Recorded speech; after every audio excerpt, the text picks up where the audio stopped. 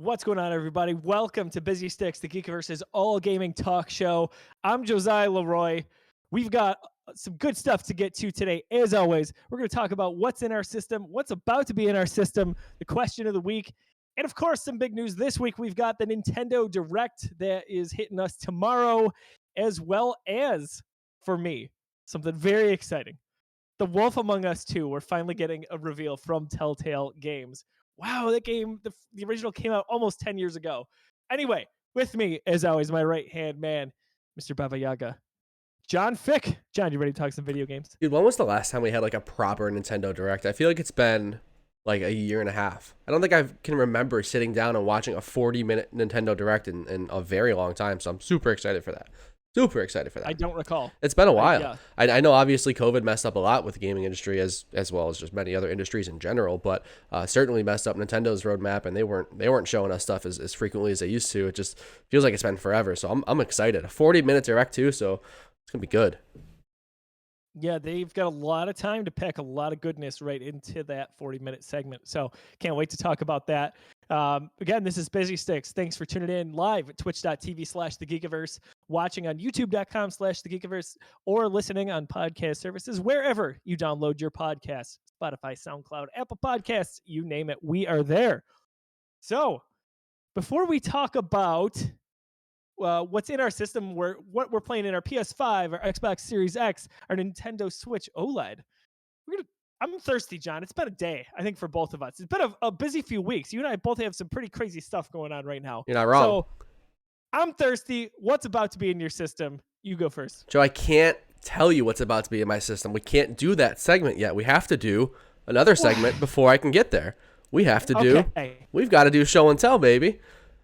So this is my show and tell for the week, and I can't talk about my beer until I reach into it, because this is the Xbox Series X mini fridge. Oh, I should turn on my regular Xbox Series X for effect there. So it's been referenced on this show, but I've never actually shown it. So that's what I'm doing here. This bad boy. Look at that. Let's get a I'm little so better jealous. zoom here. Look at this. I love and that yes, you set up that little second camera just to do that. Thank you. I did. It didn't take me that long, but look at the inside here. You can take some shelves out so you can fit tall boys. You can lay them down if you want to. I mean, it's awesome. There's two different settings on it too, like a high power mode and an eco mode. And the eco mode, or I'm sorry, the high power mode is like super, super loud actually. So I'm like, I hope the eco mode works. I filled this thing up with cans and they were ice cold, so it's good to go. So, dude, I want one so bad. There we go. It's just so epic. Oh my gosh, look at this. The perfect. We love beer. We love video games. So, John, what? Oh no. I knew I was gonna have to fix it. It's part of the bit, and we're back. Boom. It's worth it. As we've established, whether it's comedy, whether it's technology, it's worth it. You got to go the extra mile. Commit to the bit, baby. Commit to the bit. Commit to the bit. What beer do I have? Great question. Yeah. Courtney / Tim down in the chat. Okay. What are you drinking? So this is a brewery that you might be familiar with. I think you've had a couple of sours from them. This is from Rising Storm. This is an IPA by them. It's Reunited. So Rising Storm, one of my favorite little breweries. My wife and I and her family, we go camping all the time, like multiple times a summer, usually up at Canisius Lake.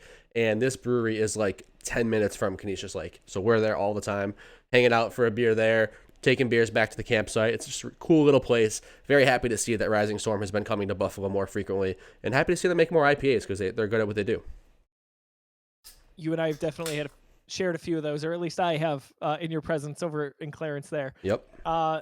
So I thank you to my friend Lucas Bramer for this one. Got me a 4-pack here. I think I was probably supposed to wait until the baby arrives, but I just beer's in my fridge, man. Come on, So this is one that, believe it or not, despite being a staple in Western New York, I had not had, meaning the brewery itself. So I've got Resurgence here. I got the Surge. Oh.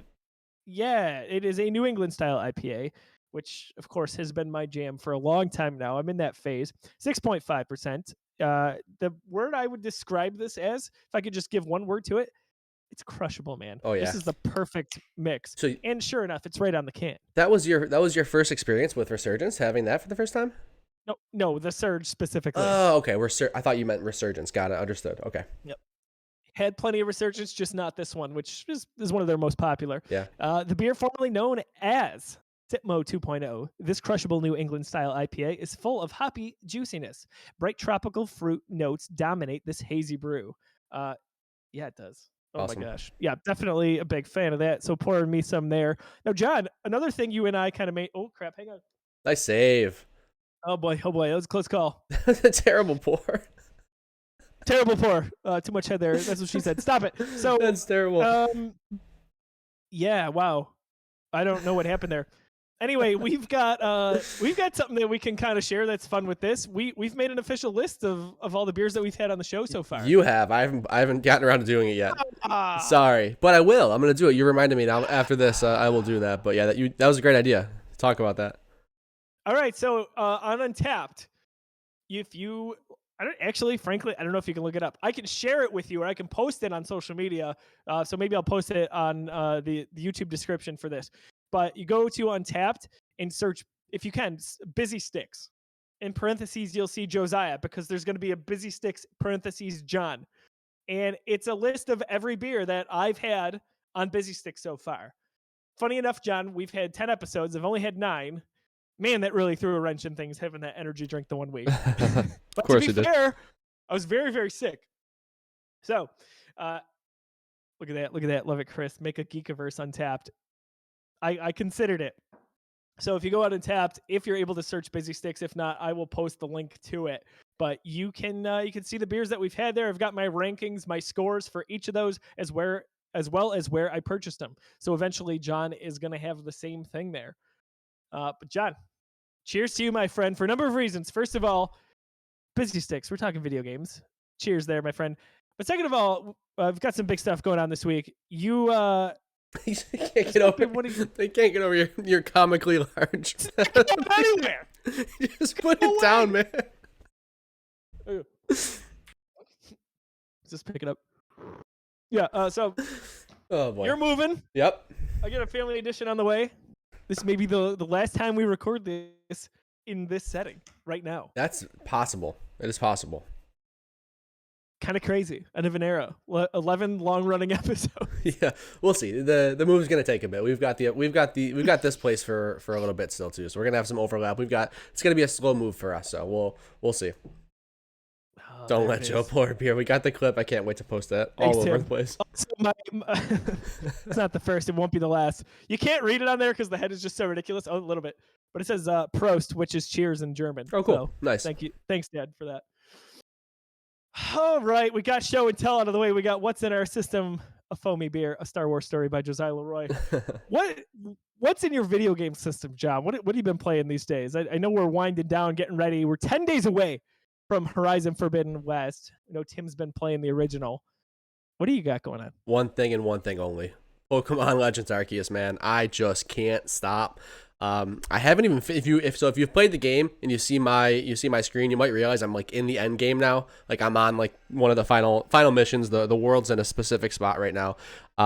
I haven't been able to focus on the main quest. I've just been having too much fun hunting for shinies. I'm up to like 9 shiny Pokemon now. And yes, did they make it a lot easier to find them in this game? Sure. Does that make it any less fun? No. Shut up, nerd. It's awesome. So I've just been grinding away, catching my favorite shinies. It's been great. I think like today I committed to like getting the story done. So after this, while I'm editing this podcast and uploading it, I'll probably finish the last couple of missions there. But dude, it is so good. I think it's like it's not even a competition for me to say that it's the best Pokemon game of all time. Like you can throw nostalgia into the mix, and you can go back to Pokemon Red, Blue, Gold, Silver. Like those games will be forever in my heart. I love those games. But I mean, this game, this is the innovation in Pokemon gameplay we've always wanted. I think it's excellent. There's plenty of flaws. The story honestly is fine. It's just so much text because there's no voice acting in this game. And it's just walls and walls and walls of text. So like I find myself seriously just zoning out, pressing A. I'm like, dude, I'm done. I don't care. Like I don't care if I'm missing some stuff. This is just too much. So that's been a little bit of a drawback. But once you're out of that, the gameplay is just super super cool. I've been digging it. Hockey Man asking in the chat, is the OLED the way to go? I think the OLED is 100% the way to go. So if you don't know, we're talking about the OLED Switch for audio listeners. I just showed mine off here. If you don't have a Switch and you're buying one for the first time, OLED is 1,000% the way to go. It has the best display. To me, like as someone who really appreciates display technology, love OLED. Oh my God, yeah, it's the way to go. Is it worth upgrading from a regular Switch? I would say really only if you're like super, super into OLED displays and want those like deep, deep blacks and awesome colors, or you can get a good price on reselling your Switch. So that's really kind of it.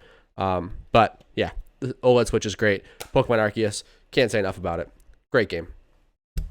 Dude, I can speak to the OLED upgrade as well. It's subtle, but man, when you see it, it's like going back is where the problem is. So, John in this very room brought over the OLED when we were getting ready for our Make-A-Wish stream early in December, and I just plugged in Animal Crossing, and I just looked really at the title screen and played like a minute of the game walking around, and I was really surprised at how much I liked it and how much I felt like I needed it at that point. The colors and are I just... was like, John, get on it. John's my beer guy, and then he's also my, hey, I need this in video games guy. And so he found it, and literally within 10 seconds of him texting me, I had picked up an OLED just a few weeks later. So can't recommend it enough. It's definitely the way to go if you don't have a Switch. There's no doubt. That's the play for me. If you're thinking about upgrading, I do think it is worth it. Yeah, just it's pretty. So for me, this is the fastest I've ever beat an Uncharted game. I couldn't stop. Uncharted Legacy of Thieves. I played the Uncharted 4 portion of that, beat it in about a week's time, and that game was beautiful when it came out in 2016 for the PS4. On a standard PS4, by the way, not the PS4 Pro, just basic PS4. Powerful, beautiful, Naughty Dog at its finest. And then Last of Us Part 2 comes out 3 years later and blows that out of the water. But that being said, so the game tracks a lot of stats.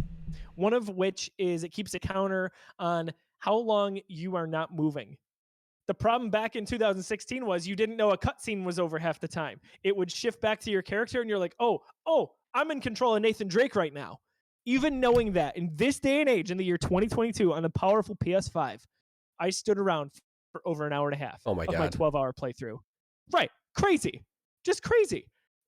It's gorgeous. I took a lot of screenshots. Every time a trophy was there, I made sure to get a little bit of footage. It's just so gorgeous. I love the Uncharted games. The best way to describe it, if you've not played it, is it is like playing a movie. And I think this is also a good jump on point. Yes, I would say go enjoy the original 3 Uncharted games, but you don't have to play those to enjoy this. There's a lot of fanfare that calls back, but at the same time, this is really a nice establishing story for a lot of our main characters. So can't go wrong there.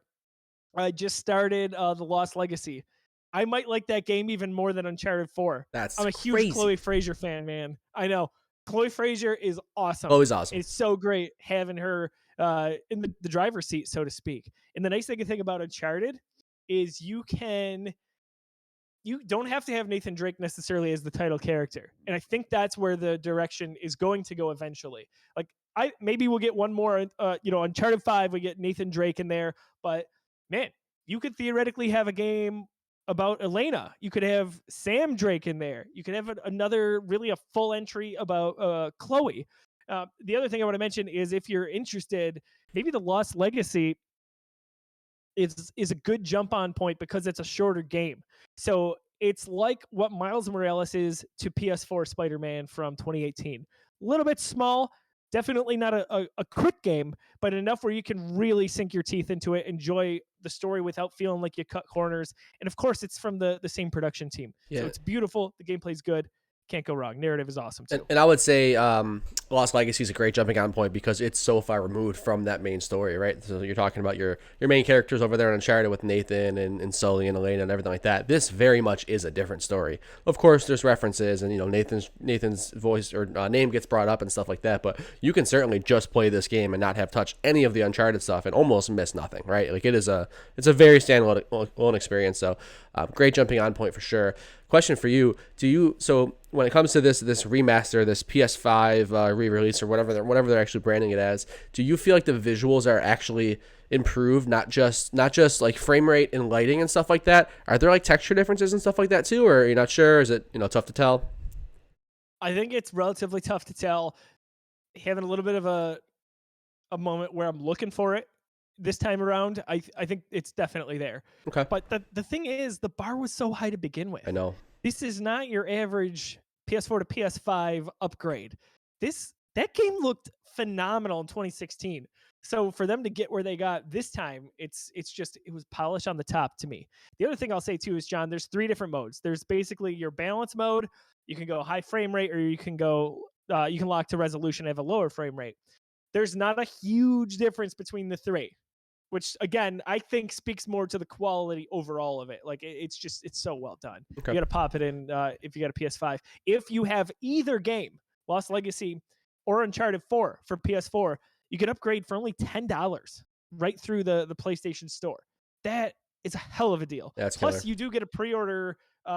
You get a pre-order ticket between. I think if you buy the game between now and a select date, you get a ticket for Uncharted the movie, which comes out shortly. So worth it if you want to go see that, which I do. Yeah, Tom Holland, my gosh, can't wait to go see that. So every week we've got a question of the week. Here's the thing: we got no responses last week because we forgot to post it. We suck. We know. So we're gonna recycle the question.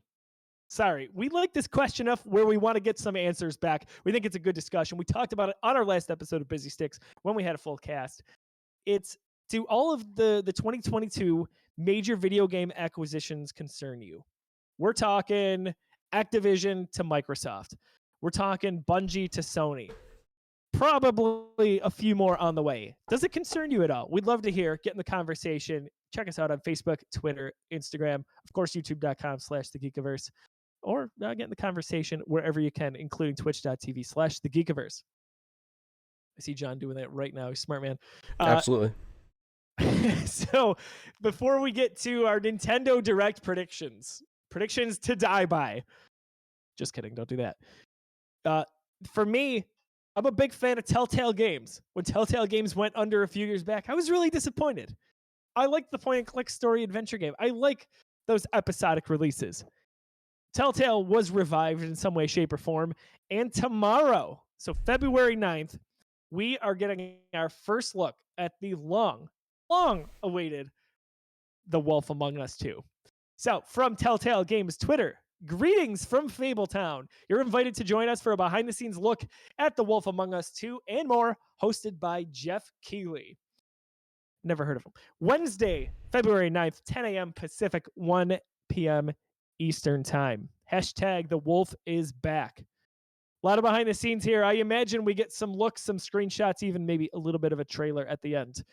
Telltale Games have created some of my favorite story adventures in gaming, whether that's The Walking Dead. You can't go wrong with those first 2 seasons. Game of Thrones, a series I am noted to not enjoy a lot. I like Telltale's version of that, their take on it. Tales from the Borderlands. You gave Borderlands a compelling story. Are you kidding me? There's a lot going on that I think is going to be good for the future of Telltale. I can see, and fingers crossed, always wanted a Marvel or a Star Wars based game set with that studio. John, does Wolf Among Us 2 move the needle at all for you? Do you have any experience that you wanted to talk about with Telltale Games? I know it's not for everybody. Yeah, so I do like what I've played of Telltale Games. I think for me the Batman, the Telltale series was the most fun that I had with what I've tried of it. I tried Game of Thrones. It didn't grab me right away. That's the thing about these narrative games, especially these episodic chapter based, like you know what you're in for kind of games, is I have to be grabbed pretty early. So like, yes, you can talk about something like not The Last of Us, Life is Strange: True Colors, and you can say that yeah, the game really grips you in chapter 3 or 4, and that's when it gets really good. But it was good enough through chapters 1 and 2 for us, to want to keep playing, right? A lot of the Telltale games are just a slow burn for me. Even The Walking Dead, like it didn't really get me in. Never tried The Wolf Among Us, so I can't speak to that too much. We'll see. We'll see if it looks cool, and maybe I'll go back and play the first one and get interested in the second one. We'll see tomorrow. We're going to be talking about Nintendo Direct predictions. That might be the biggest softball. We're going to see some Wolf Among Us at that, right? The timing is too perfect. The Wolf Among Us conference, as you said, at 1:00, and then Nintendo Direct is at 2. So that's I'm sure we'll see a trailer there. Probably the same thing For sure. Yeah, it's got to be. So and that's fair, John. Like I said, it's not for everybody for sure. The games definitely are not difficult enough for Tim Tales over there. Yeah, right. So There's no with dodge roll. He's not involved. no, and if there is, it's a poor execution. So Walking Dead, it was so special. I'm talking back on Xbox 360. Lauren and I are just married. It is a game that was an event for us. Lauren is not a huge gamer, but when there's a story-based game that really, so think about Heavy Rain 10 years ago. That's a game where she wanted to sit on the couch and I would play, and we'd quote unquote play together. Walking Dead was that. Every new episode, it was, you can't play without me. And we had so much fun, and it was so emotional. The connection between Clementine and Lee. Side note, again, we talked about it last week. Lauren did a nice cosplay tutorial called Geek on Fleek, where she basically draws up Clementine. Cell shading. Who would have thought that you could just do that, right? Lauren's like, I think I can do that, and does the makeup for it. Blows my mind. Again, I can't draw a straight line. Anyway, Wolf Among Us Season 1 was also one of those events for us. It was a sit on the couch, let's go through this and see what's going on. If you aren't familiar with Wolf Among Us, in a nutshell, what it is, it's from the comic series called Fables. Fables takes fairy tale characters, think the Big Bad Wolf or Snow White, for example, and puts them in like this real world scenario where they've had the short end of the stick. They're beat down. Some of them have bad things going on in their life, whether that's addiction to alcohol or drugs, or they had bad relationships. And you are Big B Wolf, they call him, the Big Bad Wolf. And you are basically the sheriff of this town, and you have to go around and solve these problems. And it's such a really interesting, I would say, unique narrative, because it pulls in characters from all these beloved IPs in fairy tale form and makes it its own compelling new narrative. So for me, that's one of my most anticipated games of the year. I know I didn't mention it a few weeks back on our episode because I didn't think it was coming out, but sure enough, here we are. Can't wait to get more on it. Interesting. I didn't know that context. I didn't know that this was like reimagining of fairy tales, and it was based on a comic. I thought it was the original story. So that's pretty cool. Yeah, for sure. Definitely worth checking out. And when it came out, 2013, 2014, I was like, Fable? I was thinking Fable like Xbox 360 days, the famous RPG, but it's not. It's based on comics called Fables, which is plural. John, we're getting a Nintendo Direct tomorrow. As you mentioned earlier, it's been a while since we've gotten a full Direct. We've had a few mini Directs here over the last year or two, but this is our first one in a while. Kind of excited. 40 minutes. That's a lot of time to get in some announcements, some updates, some trailers, maybe some release dates. If I'm not mistaken, this is geared towards games releasing in the first half of this year. It said, I think that the verbiage they used was mostly or mainly games releasing in the first half of 2022. So they've used that verbiage before, and they usually do give us a couple of fun ones that are coming out later, or maybe don't even have release dates or release windows yet. So the fact that they said mainly gives me hope that we'll see some stuff that's unannounced or announced for further out. All right. That being said, let's roll through some predictions. You want to just go every other? Yeah, see what we got? For sure. We can go every other. Then we'll talk about some of the more obvious ones, right? So I think the predictions are meant to be a little bit more fun. Talk about maybe more of our wants than than our actual expectations, because some are obvious. Like, we know, if this is on your list, I'm sorry, but we know the new Kirby game is going to get a good spotlight, right? Like Kirby, what's it called, The Forgotten Land. That game comes out in just a few weeks, right? It's coming out shortly. So we know we're gonna get like at least like a 10-minute gameplay breakdown. We're gonna get some Kirby, right? That game's coming out soon. But what could surprise us? First one, I'm gonna go with Pokemon Legends Arceus DLC. I think that this game took the world by storm. I think this is the best press that Game Freak has ever had in a social media era. The Pokemon fan base is never pleased. There's always Reddit threads of controversy as to why the game didn't go in this direction, and how low effort it is, and how what we really want is the Skyrim or the Breath of the Wild of Pokemon, and this is the closest it's ever come. So I think this is a good time for them to take advantage of that, and if they had DLC in the works, show it off now. This is the time to get it in front of people's faces and let them know that, hey, you guys love this game. There's more to come. Even if you can't show us much, announce it. I wouldn't bet on it, but I could see them going with some DLC for Pokemon Legends. That's pretty intriguing to me, because it makes a ton of sense to capitalize on the hype and all the goodwill that this game has generated. I mean, when you and Tim stream this game, like, we get some really good engagement on it. I've never played a Pokemon game in my life, and I've got to sit in the chat and see what's going on. There's something about it that is very attractive. So on the flip side, I find it, oh man, this game just came out. Are they gonna go there already? It's Nintendo. They could definitely not go there. They might not announce the Legends Arceus DLC until 2025. Who knows? They did that with Mario Party one time. The game was out for like 3 years, and all of a sudden they're like, "Hey, here's some Mario Party DLC." What? So who knows? It's Nintendo. They do things their own way. They march to the beat of a different drum, my friend. Sure do. All right. I don't like this at all, but my number one here. So I'm going to preface this, as I said to John pre-show. My Nintendo predictions are not going to be like what they would be for Xbox or PlayStation, where they're very specific, very in-depth. These are more high-level overview stuff. I hope I'm right on a few, and I hope I'm wrong on a few. So number one, we get no news on the sequel to Breath of the Wild. Take it back. Nothing. Take it back. Nothing. Take it back. Take it back. Why would you say that? Why would you put that out there? Why just take it back? Here's why. It's reverse psychology, my friend. Because every time I predict something I want, I get the opposite. That's not true. Star Wars Eclipse, you nailed that. Come on. Predict it. All right. Come on. That's fair. Have a spine. I told you I didn't like it, so I hope I'm wrong. I think we get nothing tomorrow. But you know what? It's 40 minutes. It's 40 minutes. So again, I wouldn't bet. I wouldn't, hold a $20 bill in my hand and say, let's bet we're going to get something tomorrow.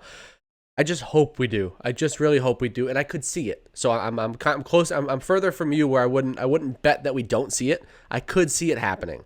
Man, just please give me a title. Give me a title. I don't care. Just show me a splash screen of a quick overview of Hyrule. Don't even show me gameplay, whatever. Show me a title. Give me something. Just feed me a little bit. I will bet my purple that looks like blue DualSense that we get nothing. Just kidding, not doing that. That's crazy. Oh, just a quick note. I'm packing up and moving. I noticed that I haven't been playing my PS5 because I've just been playing my Switch and I didn't want to commit to anything. And also half my house is in boxes and stuff like that. So what I was doing with my blue DualSense that's right over my shoulder on the shelf right there, I would just be up in the office working and I would have it on my desk looking at it. And then I would go downstairs for the day and I would bring it downstairs and set it on my coffee table and look at it. And I'm like, I haven't turned this controller on and paired it to my PS5 yet, and I've had it for almost a week. I'm just bringing it up and downstairs because I'm not playing the game, but I just want it around because it looks so cool. And you know what? I just put it back in the box. I'm like, when I move into the new place, I sit down, I finally play for Horizon Forbidden West.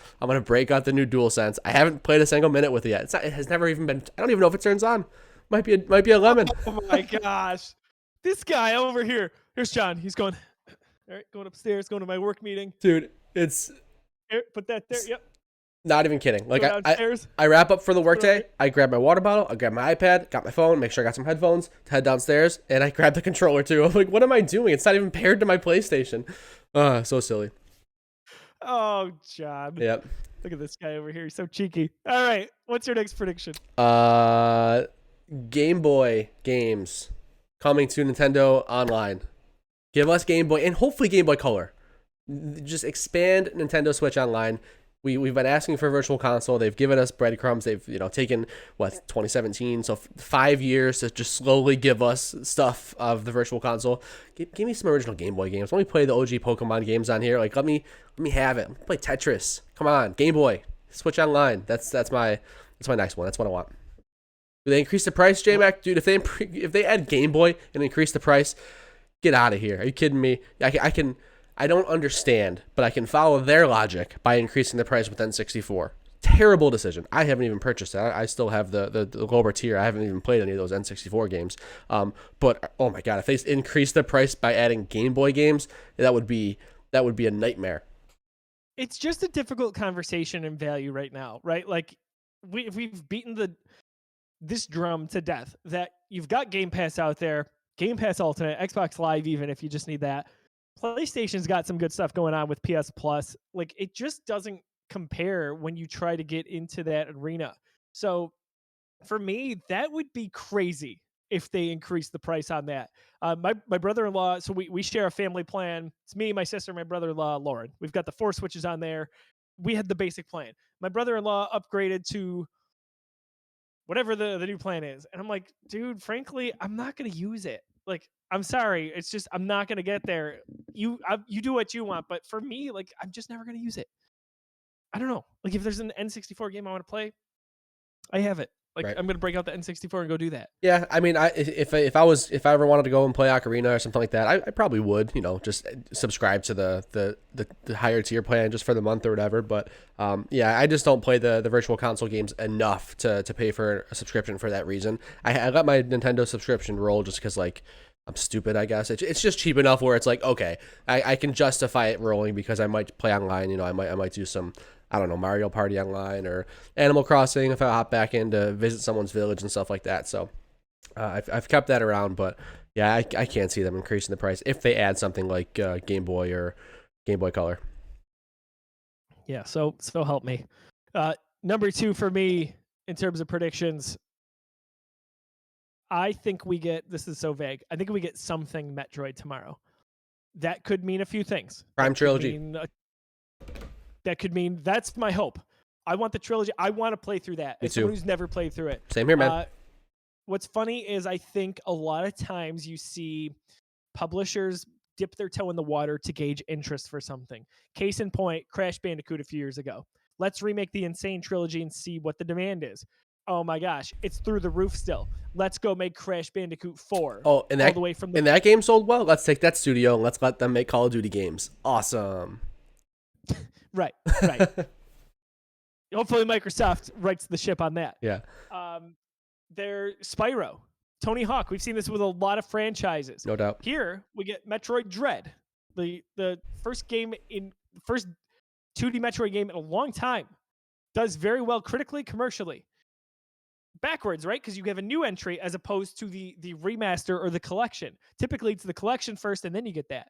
So I think that did well enough that that's going to finally, hopefully, spur on the collection for people like me and John. If not, maybe also just a tease, maybe even a title card for what Metroid 4 will be. But it's probably not coming for a long time still. Just my prediction there. Metroid Dread, by the way, a game I have not finished. I've played 4 or 5 hours of it. I think it's about an 8-hour game. It's difficult. I'm not good at difficult games, but I'm going to get back to it. It's going to be a game I play, especially when we've got 2 kids running around, and I need to run around with my OLED Switch and be mobile. Yes. So that's what I'm hoping. Okay, John, I'll take it. So for me, my next one is a Wind Waker HD port from the Wii U. It's got to be one of the last remaining Wii U games that haven't been ported to the Switch, right? And I owned a Wii U for like 10 days. I bought it off a friend, and I'm like, I don't want this. I don't like this. That's longer than you owned a PS2. It is longer than I owned a PS2. That was about 45 minutes. And I'm like, I don't dig this. And I sold it to another friend who I think still has it. And it just wasn't for me. I wasn't digging the form factor. This tablet felt like a stupid Fisher Price tablet. It was bad. Hated the Wii U. So yeah, I've never played Twilight Princess. I'm sorry, not Twilight Princess. Wind Waker. So I didn't own a GameCube either. So my Nintendo lineage ended at N64, kept going throughout handhelds, and my first Nintendo console since then was I had a Wii, but everyone had a Wii. That doesn't count. The Switch is when I really got back into Nintendo. So I missed a lot of those great GameCube games, and I guess even great Wii U games, if you want to admit some of those exist. So yeah, I really would hope to see Wind Waker, because that game, just art style, that just looks absolutely gorgeous, and it's something I think that I'd be really down for. And they didn't do anything for the Zelda anniversary, which was last year, right? Wasn't it the 25th of Zelda or 35th? 35th maybe? 35th. They did. What did they release? The Game and Watch. Didn't they do that, like a little Game and Watch thing? And then I don't know. They released a port, and I can't remember what it is. That was that Twilight Princess? Twilight Princess. Yeah, got it. So yeah, they didn't do anything for the anniversary that we would care about. I have it. I've played a portion of it. I just fell down the list again. Yes, Zelda. John, there is a great Wii U game. There's a lot of great Wii U games. That's very true. Very true. It is a great Wii U game. Super Mario 3D World is incredible. I slept in that game for so long. Just put like 50 hours into it last month. So yeah, that was my pleasant surprise of last year. Yeah. In terms of having a game that just was. It feeling like it went nowhere just because of the Wii U. Mm-hmm. And you pick it up and you get it on Switch. It's reinvigorated. And I play it and I was like, this is so much fun. So good. Man. 3D Mario games, this is man. what it was meant to be. They're just killer. Okay, yeah, your turn. No, okay. All right, I'm not gonna take that segue. But number 3, Bayonetta 3 gets a date, and it's soon. It's soon. What does soon mean? I don't know. I would say May or June. Soon, as in May or June. Okay. That's I have not played the first 2, by the way. I won't play the 3, but I will play 3. I am Yeah, excited.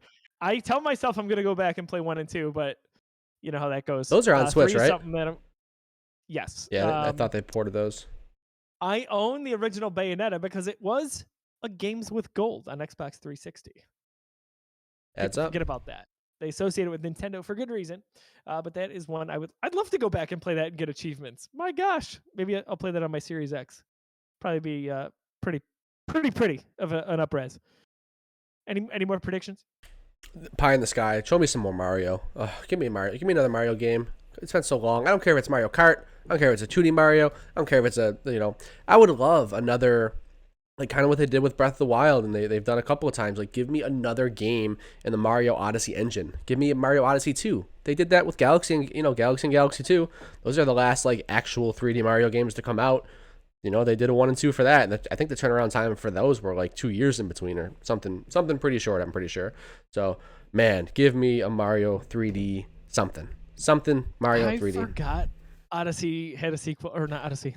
Galaxy had a Galaxy, sequel. yeah, they did this. Yeah, they did it. So I mean, like they're doing it with Zelda, Breath of the Wild. I mean, like obviously the game needs plenty of work because it's going to be a big undertaking. But just give me a little tease. Just give me like close the show out, fade to black, but then have Cappy just go across the screen. Oh my gosh! You know, if you give me, I'm freaking out right now. If you give me Odyssey 2 specifically, just as you described it, sign me up because Mario Odyssey is my favorite Mario game ever. Me too. I love the hell out of that game. It is so good. So much fun. Awesome. It's so charming.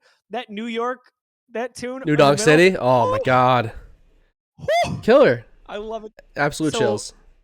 At E3, that was the last time I was there was the year that was announced, and it was all over, obviously, Nintendo's booth. That's all it was Odyssey. Yep. And that song played repeatedly, and I'm pretty sure it was in my head from then until release time in October. I went to so I go to New York often. My wife and I, we go to baseball games. My brother and I go to baseball games too. So I'm usually in New York at least once a summer, sometimes twice a summer. And the Nintendo store is always like one of my main attractions. There's my Nintendo New York water bottle. Every time I go there, I spend way too much money, but also spend way too much time in there. And I was there the year Odyssey came out, and that store was just full of like New Donk City stuff. Like they built like a New Donk City little section there. That song was pumping. They had this huge screen upstairs, which they always have. That was just the Mario Odyssey trailer on repeat. So like the vibes, man. Nintendo New York is just super super cool. If you haven't been there, you got to get there. Courtney, is that true? Tell us in the comments. Oh yeah, it's true. She'll vouch for both. Way too much time spent, way too much money spent. 100%. So that's where I was going. I don't have a prediction written down for number 4, but I was going to go into something Mario. We've got to get something. Man, sign me up yesterday if it's got anything to do with a new 3D Mario, and especially if it is tied to Odyssey, because that would be a beautiful thing. Yeah, I think that one's a bit of a reach, but man, like Mario Kart is so overdue. I don't think so. I don't think it's. Yeah, I don't know, man. We'll see. It was 2017. You want to know why I say it's a bit of a reach? Why? Because we all really want it.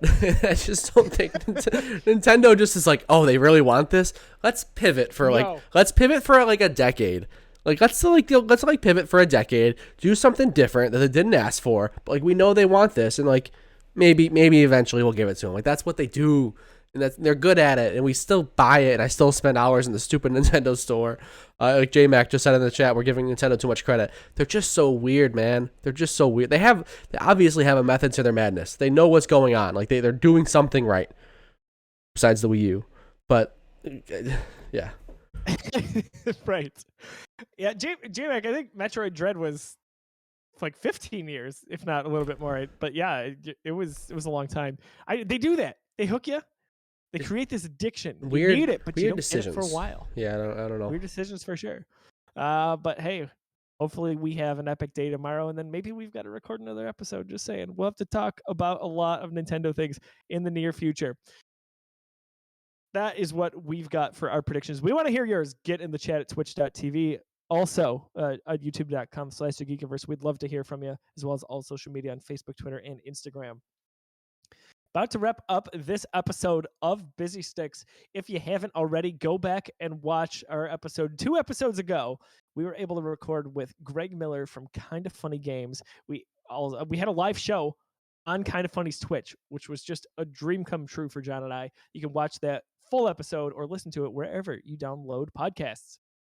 John, where can people find you on social media and anything to tease for the Geekiverse? Yeah, you can find me on social media at Disruptoid, just about every platform. Where you can also find the Geekiverse is on TikTok. That has been fun. It's been growing slowly, just like TikTok. You know, the rules of TikTok. The videos are doing well, but the followers and the engagement are down. People watch TikToks, but they don't like them, and they don't comment or follow the user. They just continue scrolling. So we've gotten some good exposure, and people are seeing our videos. But we need some more followers. You know, hang out on TikTok with us. I'm just like, if I see something in gaming or in the news or whatever, I'm posting like a quick reaction to it. I'm having Josiah show me his purple controller, and I'm making fun of what he's wearing. So it's a fun time over there on TikTok. We might even start to do some more collaborative stuff. So it's been fun. The Geekiverse on TikTok. Thank you, Hockey Man in the chat for adding us on TikTok. And I'm gonna consistently start asking the question of the week there too. We forgot to ask it anywhere this week, so you can find it there. But appreciate all the love and support that we have had there. It's been fun. TikTok is a relatively, would you say, untapped market for us, John? Ooh. Oh, come on! I like that one. No, it was good. It's good. You have to boo a dad joke. I mean, it was great.